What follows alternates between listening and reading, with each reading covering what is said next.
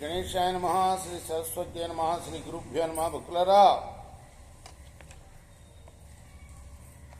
ప్రతిరోజు కూడాను ప్రభాత పూజలు అయిన తర్వాత ఇతిహాసం అనేది గుళ్ళో చెప్పడం అనేది అదొక శాస్త్రం.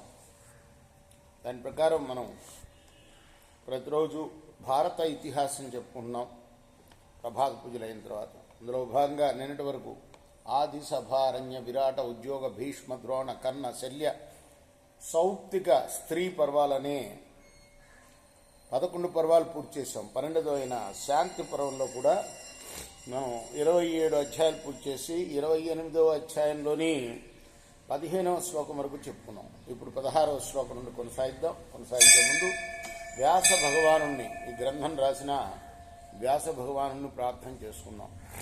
వ్యాసాయ విష్ణురూపాయ వ్యాసరూపాయ విష్ణవే నమో వై బ్రహ్మనిధయే వాసిష్ఠాయ నమో నమః. సమర్థ సద్గురు సాయినాథ్ మహారాజ్ కీ జై.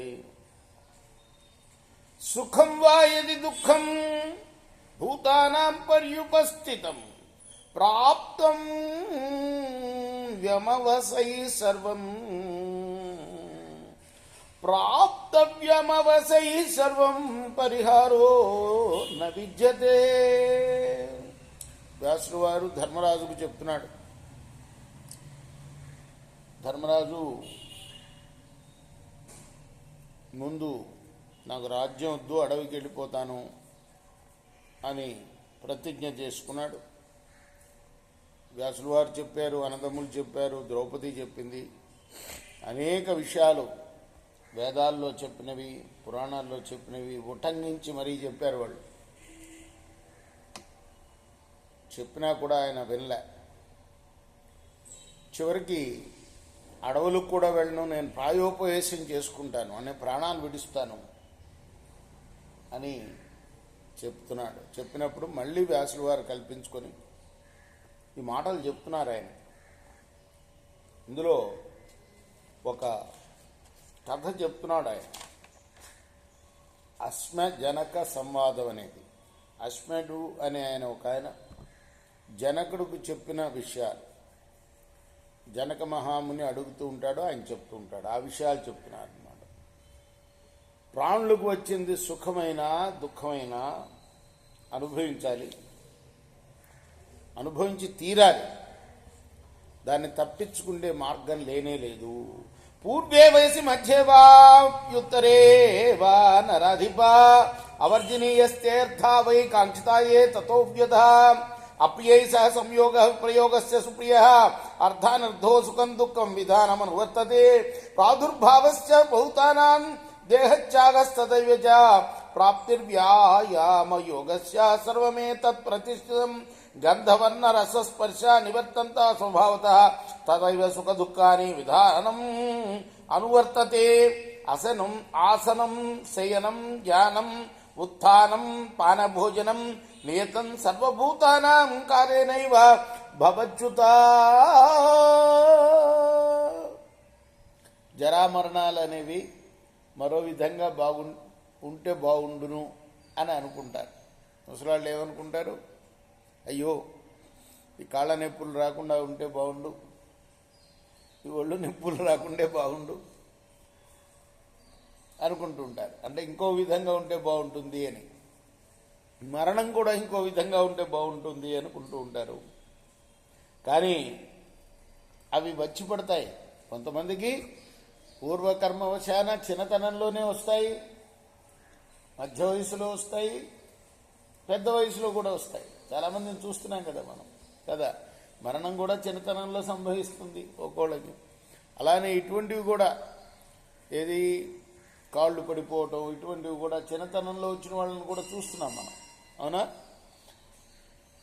అప్రియాలతో కలయిక, ప్రియమైన వాటితో వియోగం, మేలు కీడు, సుఖం దుఃఖం, ఇవన్నీ కూడాను మన రాతను బట్టి వస్తాయి, మన అదృష్టాన్ని బట్టి వస్తాయి.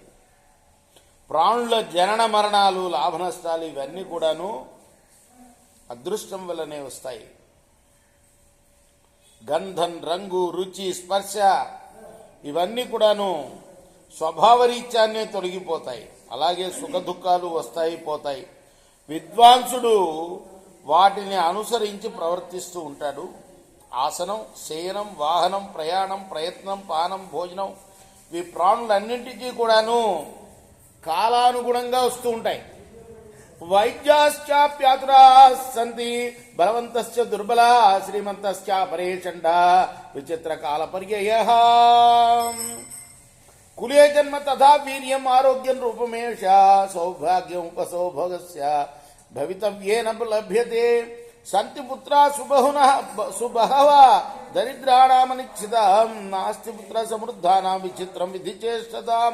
వ్యాధిరగ్ని జలం శస్త్రం బుభుక్షాశ్చాపదో విషం జ్వరశ్చ మరణం జంతోచ్చాశ్చ పతనం తథా నిర్మాణే యస్యం తేన గచ్చతి చేతనా దృశ్యతే నాప్యతిక్రమాన్న నిష్క్రాంతోదనాప్న దృశ్యతే చాప్యతిక్రమాన్న విగ్రాహ్యోదవా పునః దృశ్యతే హి యువైని వేహా వినశ్యన్ వసుమాన్ నరః దరిద్రస్య పరిక్లిష్ట శతవర్షో జరాన్విత అకించినాశ్చ దృశ్యంతే పురుషాః చిరజీవినః సమృద్ధే చ కులే జాత వినశ్యంతి పతంగవత్.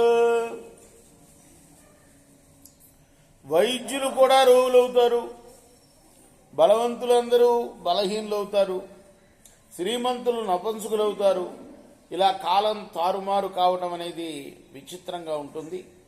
మంచి వంశంలో పుట్టడం, వీర్యం, ఆరోగ్యం, రూపం, సౌభాగ్యం, సుఖం అనుభవించడం ఇవన్నీ కూడాను అదృష్టాన్ని బట్టే లభిస్తాయి. అక్కర్లేదనుకునే దరిద్రులకు చాలామంది పుత్రులు కలుగుతారు. పుష్కలంగా ధన సంపన్నులకు ఒక్క కొడుకు కూడా ఉండడు. విధి చేష్ట అనేది విచిత్రంగా ఉంటుంది.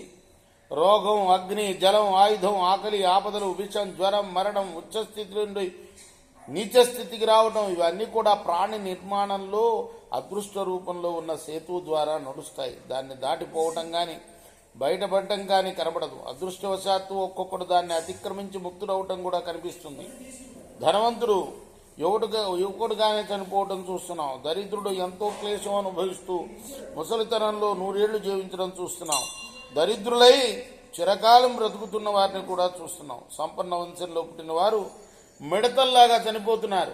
ప్రాయేణ శ్రీమతాన్ లోకే భోక్తుం శక్తిన్న విద్యతే కాష్టాన్యపి జీర్యంతే దరిద్రాణాంచ సర్వశః సాధారణం లోకం. ఓం అహమే తత్కరోమీతి మన్యతే కాలవృత్యాయతిష్టమసంతోషాదురాత్మా పాపమాచరేత్. మృగయాక్షాత్రియా పానం ప్రసంగానందిత బుధై దృశ్యంతే పురుషశాస్త్ర సంప్రయుక్త బహుశ్రుత ఇది కాలేన సర్వార్థాని ఇప్సితా వీప్సితా విహ స్పృశంతి సర్వభూతాని నిమిత్తన్నోపలభ్యతే. వాయుమాకాశమగ్నించ చంద్రాదిత్యావహాక్షపే జ్యోతింష సరితః శైలాన్ కః కరోతి బివర్తిజ శీతముష్ణం తథా వర్షం కాలేన పరివర్తతే. ఏవమే మనుష్యానాం సుఖదుఃఖే నరర్షభ ఔషధాన్యన మంత్రాశ్చ న హోమో న పునర్జప రాయంతే మృత్యువునో పేతం జర్యా చాపిమానం యథా కాష్టంచ కాష్టాంచ సమేయతం మహాదతో సమేత్య చ వ్యపేయతం తద్భూత సమాగమః. సాధారణంగా లోకంలో శ్రీమంతులైన వాళ్ళకి తినే శక్తి ఉండదు. దరిద్రులకు మాత్రం కట్టెలు కూడా జీర్ణం చేసుకునే శక్తి ఉంటుంది. కాలం ముందుకు గెంటుతూ ఉంటే దురాత్ముడు తనకిష్టమైన దాన్ని నేను దీన్ని చేస్తున్నాను అనుకుంటూ అసంతోషంతో పాపం చేస్తాడు. వేట, జూదం, స్త్రీ వ్యసనం, మద్యపానం, వివాదాలు వీటిని పండితులు నిందిస్తారు. కానీ శాస్త్ర విద్వాంసులు కూడా వీని యందు ఆసక్తితో ఉంటూ ఉంటారు. ఇలా కాలం చేత ఇష్ట విషయాల్ని అనిష్ట విషయాల్ని సర్వప్రాణులు కూడా స్పృశిస్తూ ఉన్నాయి. కానీ దీనికి కారణం కనిపించదు.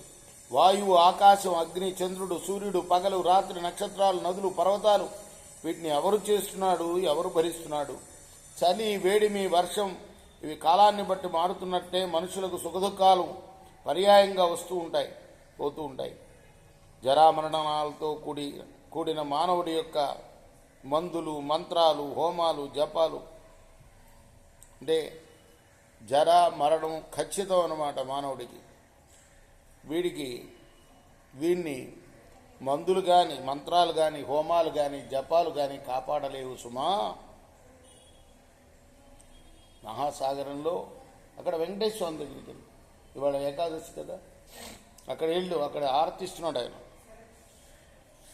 మహాసాగరంలో కట్టా కలుసుకుంటాయి, కలిసి మళ్ళీ విడిపోతాయి. ప్రాణుల కలయిక కూడా ఇలానే ఉంటుంది. ఏ చైవ పురుషా స్త్రీభిజితవాజ్యైరుపస్థిత ఏ చానాథ ప్రాన్నాథ కాలస్థేషవక్రియ మాతాపితృసహస్రాణి పుత్రదార శతాని చ సంసారేష్వనుభూతాని కస్యతే కస్య వా వయం నైవాస్య కశ్చిత్ భవితా నాయం భవతి కస్యచిత్ పది సంగతమే బాధం నివేదం దారబంధు సుహృజ్జనై క్వాసే క్వచ గమిష్యామి కోన్మహం కిమిహోస్థిత కస్మాత్ కిమనుశోచేయం నిత్యేవం స్థాపయేన్మనః అనిత్యే ప్రియ సంవాసే సంసారే చక్రవద్గతౌ పది సంగతమేతైతద్ భ్రాతా మాతా పితా సఖా నదృష్టపూర్వం ప్రత్యక్షం పరలోకం విదుర్బుధా ఆగమాంశ్చ ఆనంతక్రమశ్చ శ్రద్ధాతవ్యం బభూషుత కుర్వీత పితృదైవత్యం ధర్మాణి చ సమాచరే యథేచ్ఛ విద్యాన్ విధివత్ త్రివిర్గం చాప్యుపాచరే. స్త్రీలతోటి గీత వాయిద్యాలతోటి కూడిన పురుషుల పట్ల, అలానే దిక్కులేక ఇతరుల యొక్క కూడు తినేవారి పట్ల, ఇతరులు పెట్టే కూడు తినేవారి పట్ల కాలం ఒకే విధంగా ఉంటుంది. ఎన్నో జన్మల్లో సంసారాల్లో వేల కొద్ది తల్లిదండ్రుల్ని,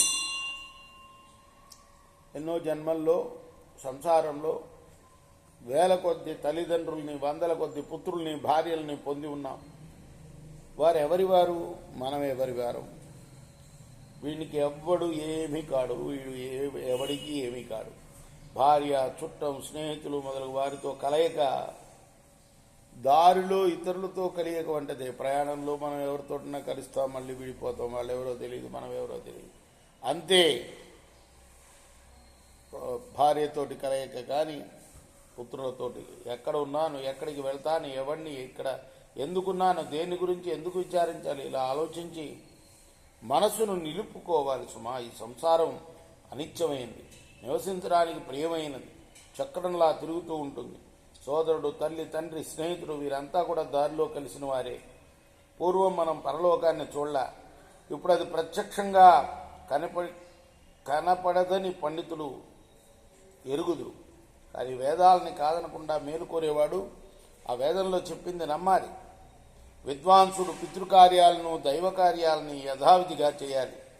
ధర్మం అతిక్రమింపని కార్యాలని ఆచరించాలి. యజ్ఞాలు చేయాలి, ధర్మార్థ కామాలని నిష్ఠతో అనుష్ఠించాలి.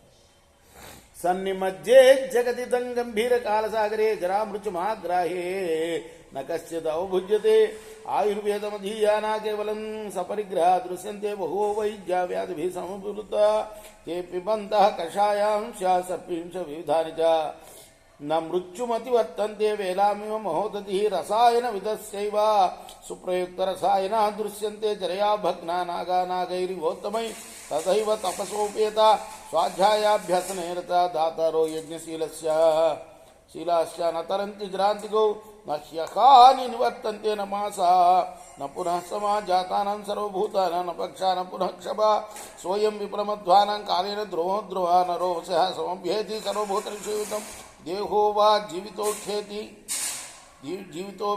జీవో వాభ్యేతదేహతః పతి సంగమవభ్యేత దారైరన్యైశ్చ బంధుభిః నాయమత్యంత సంవాస లభ్యతే జాతు కేనచిత్ అపి స్వేష శరీరేణ కిముతాన్యేన కేనచిత్ క్వమతేజ్య పితా రాజన్ క్వమతేజ్య పితామహ నత్వం పశ్యతానస్య నత్వం పశ్యంతి తేనఘ నైచైవ పురుషోద్రష్ట స్వర్గస్య నరకస్య చ ఆగమస్తు సతాం చక్షు నృపతే తమిహిరాచరః చరిత బ్రహ్మచర్యో హి ప్రజాయేత యజేత చ పితృదేవ మనుష్యానాం ఆనృణ్యాదనసూయకః.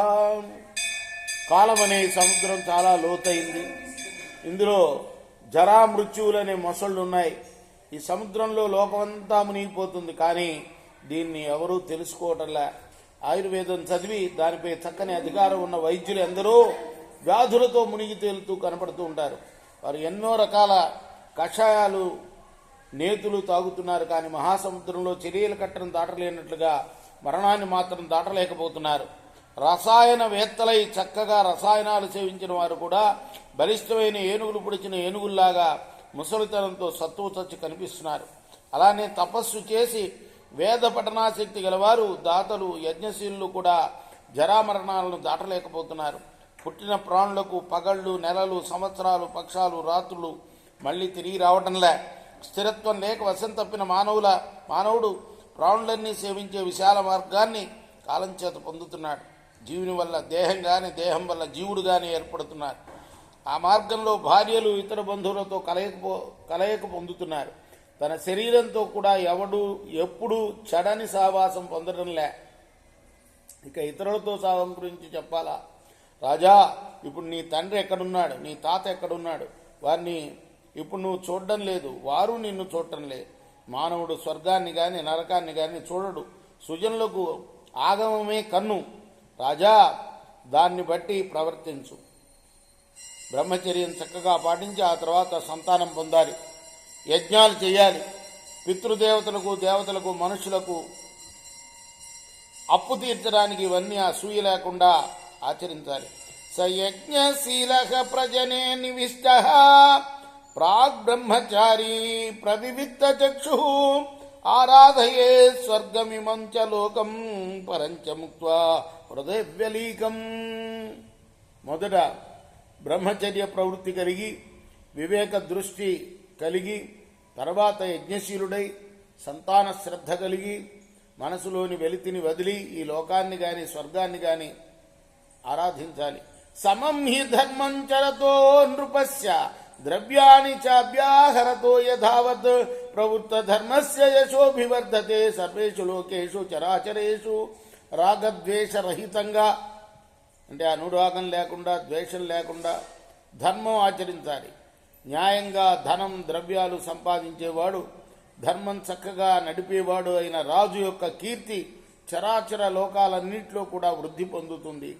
ఇచ్చేవమాజ్ఞాయ విదేహరాజ వాక్యం సమగ్రం పరిపూర్ణ హేతు అస్మానమామంత్య విశుద్ధ బుద్ధి యయో గృహం స్వం ప్రతిశాంతలోక.